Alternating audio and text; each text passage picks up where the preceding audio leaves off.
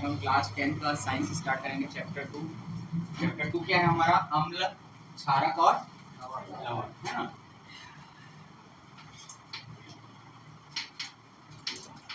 आज का तो लेक्चर डाला हुआ है, ठीक है, उसको देख लेना आप वीडियो से। क्या है ना इसका चैप्टर का नाम? अम्ल, क्षारक और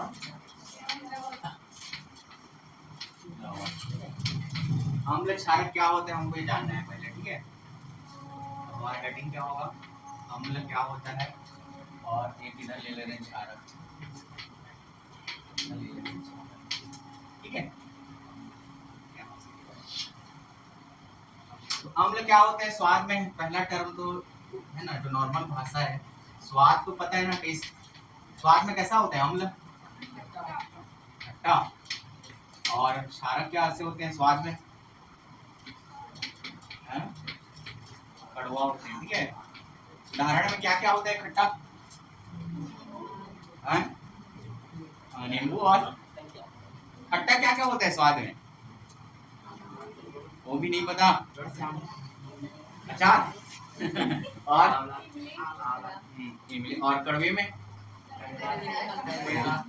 ठीक है। तो ये अम्ल और क्षारक टेस्ट में बताना है, ठीक है। दूसरा एक याद रखना है, यदि अम्ल में एक पेपर होता है, ठीक है, जो नीले रंग का होता है, उसको यदि अम्ल में डुबाया जाए तो लाल कलर में क्या हो जाता है?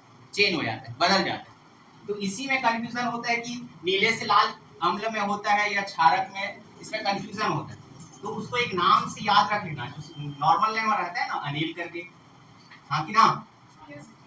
आज से क्या है? अम्ल, ठीक है।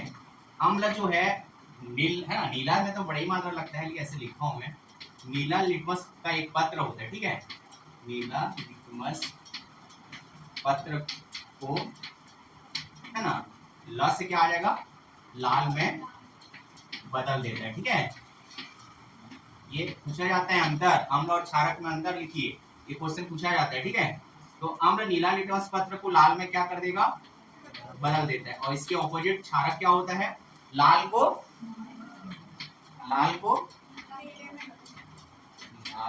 लिटमस पत्र को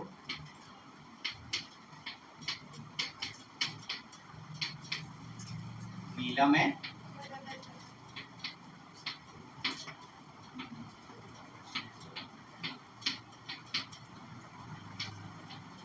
ठीक है।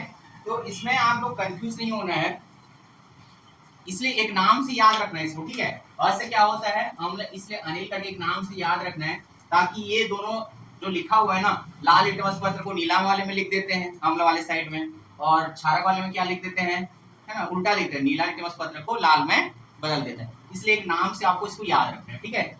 2 पॉइंट हो गया। तीसरा पॉइंट जो है, एक जलीय अवस्था है ना, ये जलीय विलयन, इसको हम AQ से डिनोट करते हैं, ठीक है। AQ मतलब समझ जाना कि है ना, वो जलीय अवस्था है या जलीय विलयन। तो जलीय विलयन में जो अम्ल होते हैं, है ना, जलीय विलयन में अम्ल क्या करते हैं? H आयन देते हैं। H आयन का नाम क्या होता है? हाँ, H आयन का नाम क्या होता है? हाँ। तो जलीय AQ में अम्ल जो है हाइड्रोजन आयन देते हैं, ठीक है।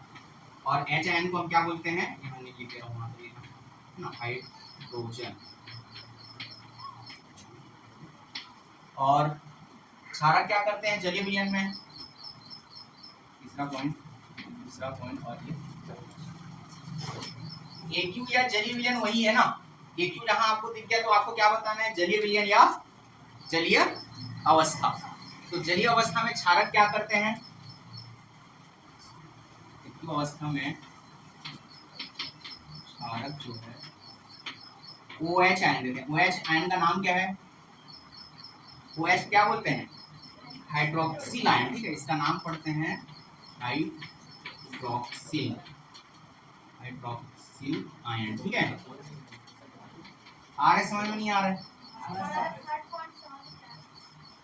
मतलब जलीय विलयन कहने का मतलब है, जैसे एक अम्ल है, एक अम्ल का नाम क्या होता है? HCl एक अम्ल है कि नहीं है ना। इसको यदि पानी में घोल दिया जाए या उसको पानी में डाल दिया जाए तो ये H आयन और अलग अलग आयन में विभक्त हो जाते हैं। तो इसी को बोलते हैं हाइड्रोजन आयन देना जरूरी है, उसके अलावा और कुछ भी दे तो ऐसे तो अम्ल में क्या होते हैं वो हाइड्रोजन आयन देते हैं। यदि किसी अम्ल को जल में क्या किया जाए, है ना, मिक्स किया जाए या डुबाया जाए तो उसके आयन क्या हो जाते हैं, अलग अलग हो जाते हैं। ठीक है, तो उसको हम बोलेंगे हाइड्रोजन आयन। लेकिन उस आयन में क्या होना चाहिए, एक हाइड्रोजन होना चाहिए और दूसरा कुछ भी हो। और इसी प्रकार इसमें करेंगे तो जैसे सोडियम है, ये उदाहरण के रूप में, और ये भी आपका उदाहरण लिखे, इसमें उदाहरण क्या है, क्षारक, एक क्षारक का नाम क्या होता है, NaOH। NaOH को क्या बोलते हैं, इसका नाम क्या है NaOH का, हाँ सोडियम।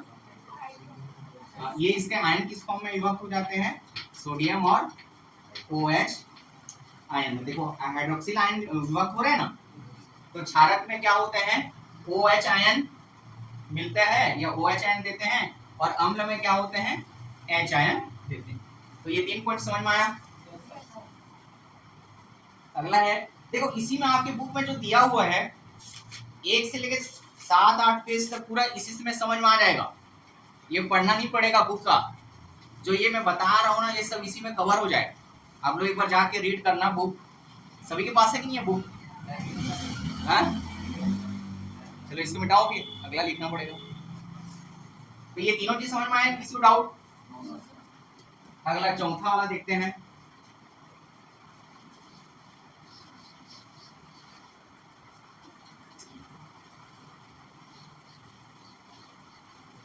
एक पीएच है ना, पीएच मान होता है, पता है कि नहीं पता है? अगला पॉइंट 4 पीएच है ना। पीएच का मतलब क्या होता है, power of hydrogen, power of, ठीक है। यदि पीएच का मान जो है 7 से कम है, क्या है, 7 से लेस देन 7 मतलब 7 से कम है, तो अम्ल की जो प्रबलता है वो क्या होती है, अम्ल की, मतलब ये अम्ल को डिनोट करता है, मतलब 7 से कम पीएच का मान किसको प्रदर्शित करता है, अम्ल को, ठीक है। लेकिन अम्ल की प्रबलता कब होती है, प्रबलता मतलब अधिक, अम्ल की प्रबलता अधिक, मतलब अम्ल की प्रबलता अधिक कब होगी, जब पीएच का मान कम होगा, तब अम्ल की प्रबलता ज्यादा होगी ना, प्रबलता मतलब ज्यादा। देखो मतलब एक पीएच स्केल होता है, तो पीएच स्केल में क्या होता है, 0 से लेके, ये मान लो आपका 0 है, बीच में आपका 7 है और इधर एक 14 है। तो इस पीएच स्केल में क्या होता है, 0 से लेके 14 तक नंबर दिए रहते हैं, ठीक है। तो 7 से कम वाले किसकी को प्रदर्शित करते हैं, अम्ल को, ये समझ में आ रहा है। और 7 से अधिक किसको प्रदर्शित करेंगे, क्षारक को, क्षारक है ना, ये क्षारक को, ठीक है। और 7 किसको प्रदर्शित करता है, उदासीनता को, ठीक है, अम्ल को नहीं, उदासीनता को, है ना। मतलब पीएच मान किसी का 7 है, मतलब वो किसको प्रदर्शित करेगा, उदासीनता को, ना अम्ल को प्रदर्शित करेगा ना ही क्षार को। और 7 से कम होगा तो वो किसको प्रदर्शित करेगा, और 7 से अधिक होगा तो, ये याद रखना है, पूछा जाता है ऑब्जेक्टिव क्वेश्चन।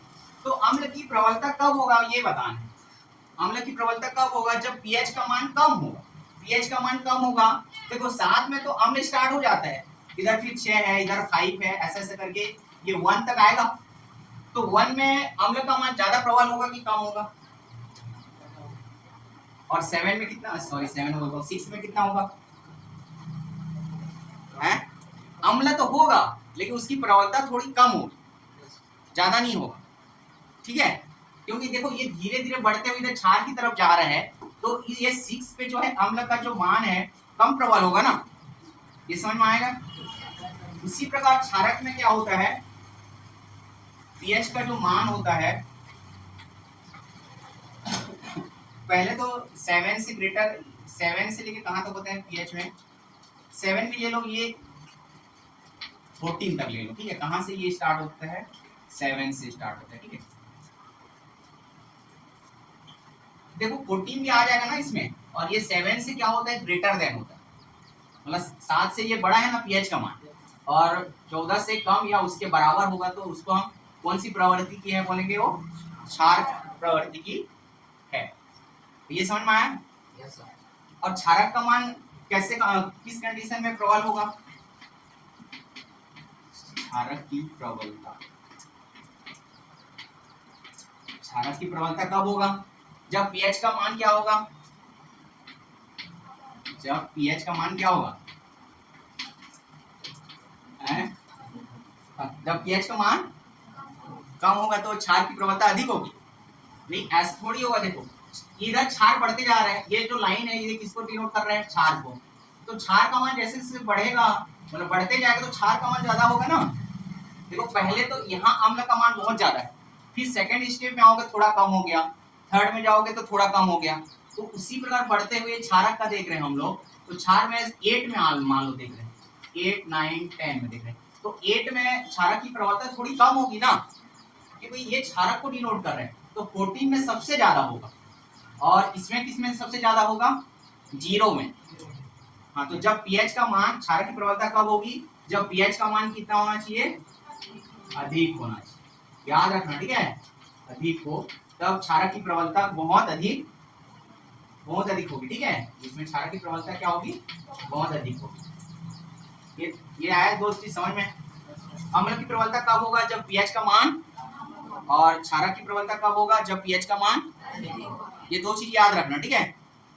अब देखो एक क्वेश्चन पूछा जाता है, पीएच स्केल किसे कहते हैं, पीएच स्केल, इसी में एक बता दे रहा हूँ, पीएच स्केल क्या होता है, ये अम्ल और क्षारक की प्रबलता को समझने के लिए, है ना, इसी के लिए पीएच स्केल एक बनाया गया। ये जो मैं ये जो दिखा रहा हूँ ना, इसको क्या बोलते हैं, पीएच स्केल।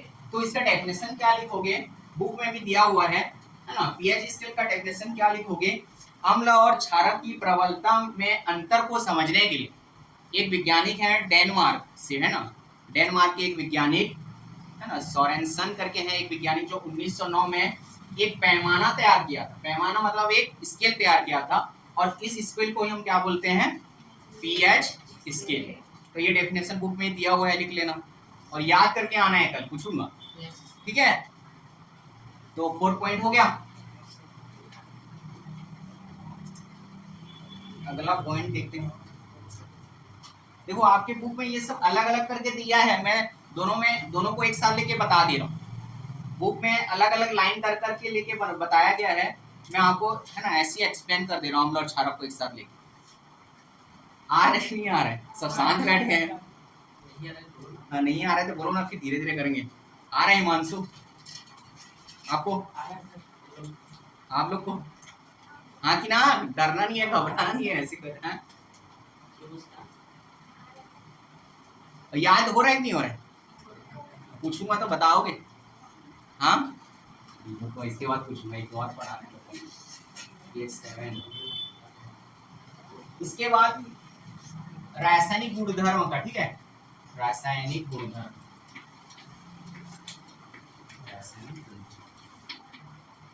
मतलब जो अम्ल हैं रासायनिक अभिक्रिया कैसे करते हैं, अम्ल जो हैं धातु के साथ अभिक्रिया करके, धातु के साथ अभिक्रिया करके लवण बनाते हैं और हाइड्रोजन गैस मुक्त करते हैं या बनाते हैं, ठीक है, हाइड्रोजन गैस बाहर निकलता है। और धातु क्या होते हैं, हमारे पीरियोडिक टेबल में बताया था, ये स्कूल में जो पढ़े होंगे, बताया था धातु अधातु कैसे पहचानते हैं, हाँ कि ना, कैसे आप बताओ तो, याद है, भूल गए लड़के लोग, मुंडी नीचे सबका है। देखो धातु अधातु, अम्ल कौन कौन से हैं, जैसे HCl ही ले लिए, एक अम्ल है ना HCl, कि नहीं है, और धातु, यदि हम अम्ल को धातु के साथ अभिक्रिया कराएंगे, धातु एक सोडियम है, तो धातु को इंग्लिश में क्या बोलते हैं, मेटल। और हम धातुओं का नाम यदि देखते हैं, सोडियम, ये सोडियम ऐसे लिखेंगे, हिंदी में ही बता दे रहा हूँ, सोडियम लास्ट में म मिल रहा है, M मिल रहा है, तो ये धातु हो गया, याद रखना। जैसे जैसे मैं बोलूंगा सोडियम, ऐसा नहीं है, जिंक भी तो एक धातु है, लेकिन लास्ट में M आ रहा है क्या, लेकिन वो एक धातु है, लेकिन अधिकतर जो धातुएं होती हैं उनके लास्ट में क्या मिलेगा आपको, एम या म मिलेगा, है ना। तो उसको हम क्या बोलेंगे, धातु। और अधातु कैसे पहचानते हैं, अधातु वाला भी पता है, उसको इंग्लिश में क्या बोलते हैं अधातु को। हाँ, लास्ट में क्या आना चाहिए, न आना चाहिए हिंदी में, या एन आना चाहिए, तो उसको हम क्या बोलेंगे, अधातु। तो देखो HCl और सोडियम जो है मिलके क्या बनाते हैं, लवण बनाएंगे। NaCl एक लवण है कि नहीं है, ये अभिक्रिया आपको समझ में आना चाहिए। देखो Na और Cl मिलके क्या बनाएंगे, NaCl, ये नमक या लवण बोला जाता है। और यहाँ से H है, तो हमको क्या निकालना है, इसमें से हाइड्रोजन गैस क्या करना है, बाहर करना है। अब इस अभिक्रिया संतुलित है कि नहीं है, देखो है ना, अभिक्रिया को क्या करना है, बैलेंस करना है, समीकरण को संतुलित करने में आना चाहिए। देखो हाइड्रोजन की संख्या कितनी है लेफ्ट साइड में, 2 है यार, लेफ्ट साइड बोल रहा हूँ तो 1 है ना, और राइट साइड में, हाँ तो चलो इसको 2 कर दो, इसको हम कितना कर दिए, तो हाइड्रोजन 2 बैलेंस हो गया। और Cl कितना है, और है ना सोडियम 1 है, तो यहाँ भी 2 कर दो और यहाँ भी 2 कर दो। तो अम्ल जो है धातुओं के साथ अभिक्रिया करके क्या क्या बनाते हैं, लवण और हाइड्रोजन गैस मुक्त करते हैं, ठीक है। क्षारक भी क्या करते हैं,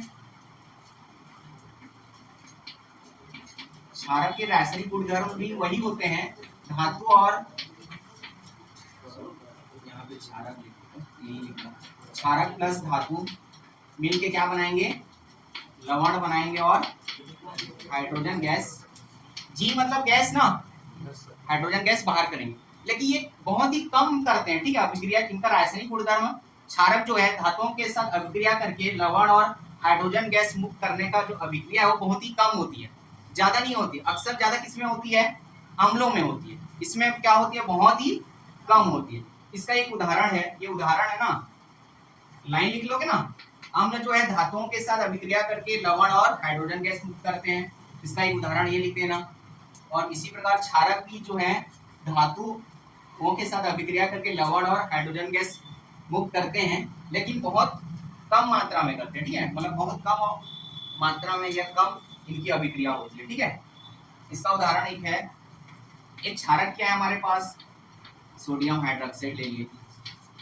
एक धातु जिंक होता है, इसको जब बनाते हैं तो ये बनाता है Na2ZnO2 प्लस H2O।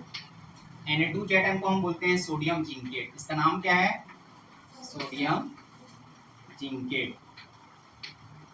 देखो ये पूछा जाता है इसलिए मैं बता दे रहा हूँ, सोडियम जिंकेट की अभिक्रिया को लिखिए करिए, तो ये सोडियम जिंकेट हुआ, है ना। क्षारक में, या बोल सकता है कि क्षारक में धातु की अभिक्रिया करने से सोडियम जिंकेट कैसे बनता है, ठीक है। ये बैलेंस है कि नहीं है अभिक्रिया, है, यहाँ कहाँ नहीं है, देखो सोडियम कितनी है, राइट साइड में, और लेफ्ट में, चलो इसको पहले बैलेंस कर लिए, ये 2 कर दिए, सोडियम हो गया बैलेंस। जिंक कितना है, 1 है, 1 है, ठीक है। ऑक्सीजन कितना है, 1 है, सॉरी 2 है, 2 सही है। हाइड्रोजन भी 2 2 सही है, हो गया बैलेंस, आ गया समझ में इतना। तो ये रासायनिक गुणधर्म हो गया, ठीक है, बुक में अलग अलग करके लाइन में दिया हुआ है। तो 5 जो हम लोग लाइन पढ़े समझ में आया। पहला क्या देखे, थोड़ा रिवाइज कर लेता हूँ, आ रहे कैसे बैठे हो, हाँ बोल रहे हो। पहला क्या था अम्ल में, पहला पॉइंट, स्वाद कैसे होता है अम्ल की, और क्षारक की, उसके बाद क्या होता है सेकंड पॉइंट, हाँ कौन सा नीले लिटमस पत्र को, नीला को कौन करता है, नीले को लाल, और क्षारक क्या करता है, लाल को नीला। थर्ड पॉइंट,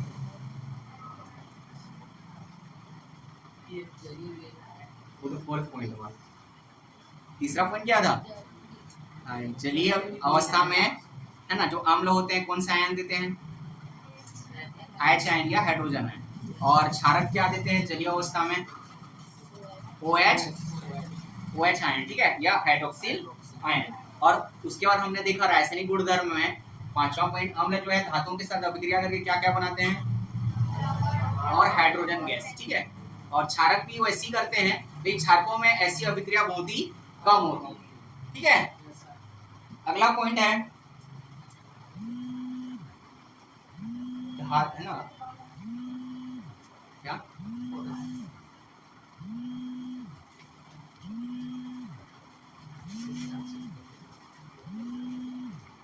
अम्ल में धातु कार्बोनेट या धातु हाइड्रोजन कार्बोनेटों का अभिक्रिया।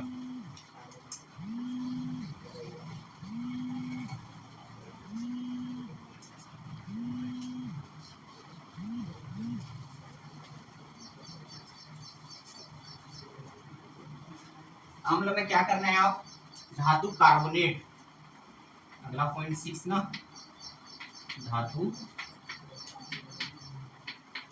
कार्बोनेट या हाइड्रोजन कार्बोनेट, ठीक है, हाइड्रोजन। देखो कार्बोनेट क्या होता है, हाँ कार्बोनेट मतलब जैसे कि कार्बोनेट वाला जिसमें कार्बन और ऑक्सीजन हो उसको हम क्या बोलते हैं, कार्बोनेट। और हाइड्रोजन कार्बोनेट मतलब जिसमें हाइड्रोजन भी हो और कार्बन भी हो, और तो उसको हम हाइड्रोजन कार्बोनेट बोलते हैं, ठीक है। याद रखा करो सब, कार्बोनेट मतलब कार्बन और हाइड्रोजन कार्बोनेट मतलब हाइड्रोजन कार्बन और ऑक्सीजन होना चाहिए। तो कुछ अभिक्रिया दिया हुआ है, तो अम्ल जो है धातु कार्बोनेट या हाइड्रोजन कार्बोनेट से अभिक्रिया कराने से क्या क्या देते हैं, लवण बनाते हैं और कार्बन डाइऑक्साइड बनाते हैं और पानी बनाते हैं, ठीक है। मतलब अम्लों का किससे अभिक्रिया कराने से क्या क्या बनता है ये याद रखना है, ठीक है। लवण बनता है, कार्बन डाइऑक्साइड बनता है और पानी। तो देखो अम्ल क्या है हमारा, HCl अम्ल है ना, और धातु कार्बोनेट क्या है, देखो Na धातु, ये धातु हुआ, सोडियम धातु हुआ कि नहीं हुआ, और कार्बोनेट क्या होता है, CO3 कार्बोनेट पढ़ते हैं ना। तो अम्ल के साथ हम यदि पहले हम क्या कर रहे हैं, धातु कार्बोनेट की अभिक्रिया करा, दोनों चीज कराना है, लेकिन हम पहले धातु कार्बोनेट ले रहे हैं, ठीक है। तो अम्ल के साथ धातु कार्बोनेट अभिक्रिया कराने से क्या क्या बनना चाहिए, देखो एक लवण बनना चाहिए। लवण मतलब यहाँ से कौन सा लवण बनेगा, अभी बताया था, हाँ NaCl, ठीक है, बैलेंस करना आना चाहिए। उसके बाद देखो पूरा साफ साफ लिखा हुआ है यहाँ, फिर सेकंड टर्म क्या बनेगा, CO2 और थर्ड H2। इस अभिक्रिया को बैलेंस कर लो, इस अभिक्रिया क्या कर लो, बैलेंस करो। बैलेंस है कि नहीं है, नहीं, हाँ CO2 नहीं दिख रहा है, मैंने थोड़ा सा CO अब दिखा, हाँ ये बैलेंस ही नहीं है, बताओ आप, हाँ कौन सा बैलेंस नहीं है, हाँ तो देखो पहले सोडियम की संख्या कितनी है लेफ्ट साइड में और राइट में एक, तो इसको चलो बैलेंस कर लो, ये 2 हो गया, है ना। उसके बाद क्लोरीन कितना है, इधर 2 है इधर 1 है, तो यहाँ भी 2 कर दिए, तो है ना क्लोरीन भी 2 हो गया। उसके बाद कार्बन की संख्या 1 है, इधर भी 1 है, चलो ठीक है, हाँ या ना। और हाइड्रोजन कितना है राइट साइड में और लेफ्ट में, 2 तो है, देखो 2 लिखा हो ना सामने, तो ये भी बैलेंस हो गया। ऑक्सीजन की संख्या लेफ्ट साइड में, और यहाँ 2 और 1 3 हुआ ना, तो बैलेंस हो गया।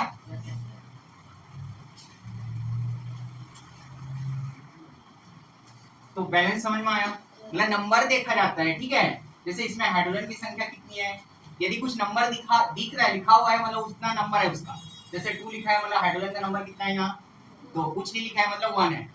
उसी तरह जैसे देखो यहाँ सोडियम में यहाँ भी 2 लिखा हुआ है, इसको भी काउंट किया जाए।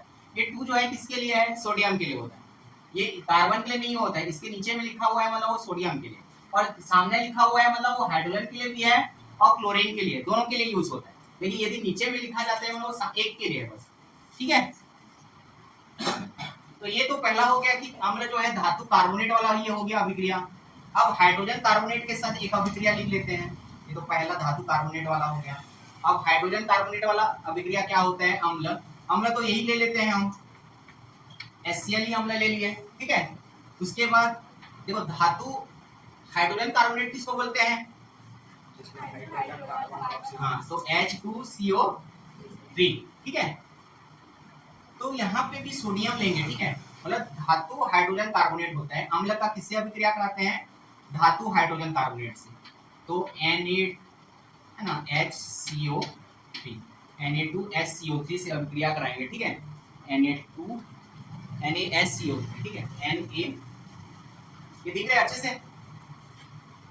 ये नहीं दिख रहा है? अब साफ हो जाए।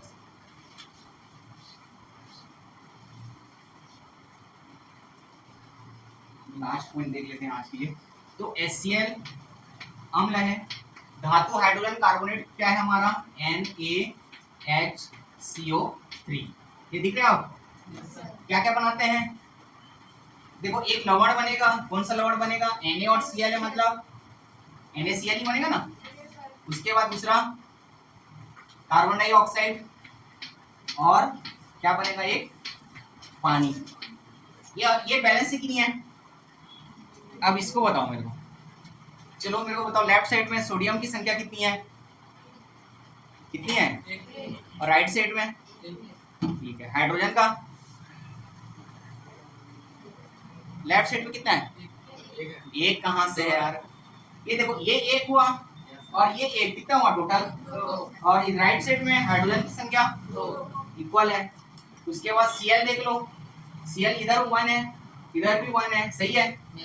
कार्बन इधर 1 है, राइट साइड में भी, ये भी बैलेंस है।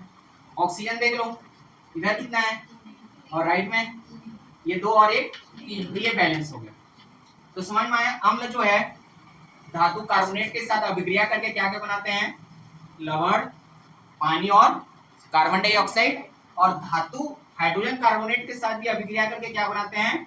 लवण, पानी और कार्बन डाइऑक्साइड। क्षारक जो है धातु कार्बोनेट और धातु हाइड्रोजन कार्बोनेट के साथ अभिक्रिया नहीं करते, ठीक है। ये इधर क्या लिख लोगे? क्षारक जो होते हैं धातु कार्बोनेट और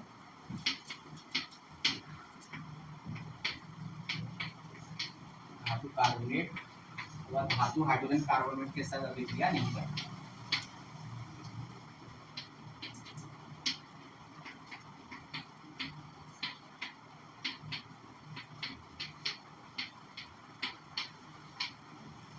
तो 6 पॉइंट समझ में आया? किसी को कुछ डाउट? कल पूछूंगा मैं ये 6 पॉइंट। और पीएच स्केल डेफिनेशन याद होना चाहिए, ठीक है। तो आज की क्लास में इतना, ठीक है। 6 पॉइंट किसको डाउट है पूछो, हो जाएगा ना कल? और पीएच स्केल का डेफिनेशन भी लिख के लाना, और इसको भी, इसका भी नोट्स बनाना है ना। मैं ये यहीं से जुड़ा डायरेक्ट पॉइंट टू पॉइंट बता दे रहा हूँ आपको, ठीक है। तो आज की क्लास के लिए इतना ही है ना, पढ़ के आना।